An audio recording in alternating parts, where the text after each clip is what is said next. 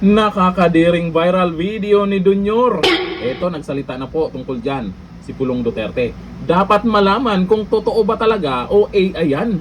Kasi naman yung naglabas niya na si Dean Chase, hinahamon niya, nakasuhan siya para mailabas sa korte ang video na yan. O eto, ayon sa balita ngayon, Congressman Pulong nanawagan ng malinaw na sagot sa bagong viral video di umano ni Marcos Jr. Nanawagan si Davao City 1st District Representative Paulo Pulong Duterte ng malinaw, bukas at transparent na pagtugon kaugnay ng kumakalat na video na in-upload ng US-based vlogger na si Dean Chase. Ayon sa mga kumakalat na post, ang naturang video ay umano'y nagpapakita kay Pangulong Ferdinand Marcos Jr. Ewan ko lang kung napanood nyo ha, nakapost po yan sa vlogger na si Dean Chase.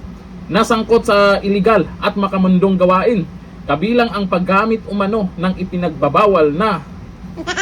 Sa kanyang pahayag, iginiit ni Pulong na hindi dapat basta isantabi ang isyo, correct, dahil natural lamang umano na magdulot ito ng pangamba sa publiko. Binigyang diin ng kongresista na kung peke ang nasabing larawan o video, nararapat itong patunayan sa pamamagitan ng malinaw at independenteng proseso. O dapat hindi lang sila basta manahimik dyan, kasi milyon na naman ang nakapanood niyan.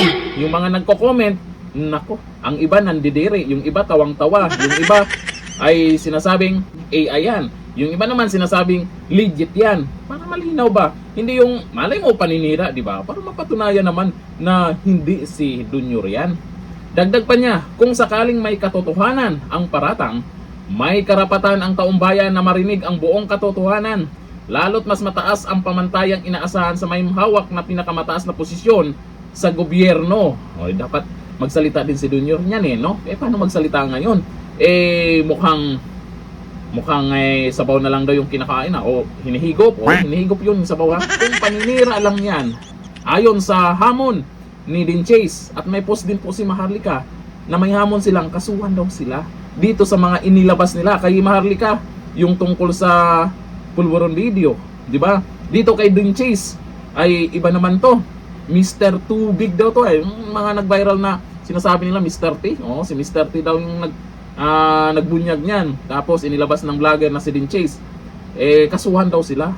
Si Maharlika ba tungkol sa Pulburon video? Nabalitaan ba natin kinasuhan? Pinalikan din niya ang mga naunang aligasyon laban sa Pangulo, kabilang ang paulit-ulit na isyu ng pulburon, paggamit ng pulburon, at ang pagtanggi umano ng sumailalim sa hair follicle test. Bakit naman kasi ayaw pagbigyan na yung panawagan ng taumbayan para mapatunayan kung sino talaga ang totoong ganyan. Inuugnay rin ni Pulong ang isyu ng kredibilidad sa mas malawak na usapin ng pananagutan ng pamahalaan, partikular ang umunay trilyong pisong anomalya sa flood control projects. Ay sana isa din po yan sa pag-usapan po nila dyan, ilabas na ebidensya sa impeachment versus Pangulong Bongbong Marcos dyan sa Kamara. Sa huli, iginiit ng mambabatas na ang batas ay dapat ipatupad ng mas mahigpit sa mga nasa kapangyarihan.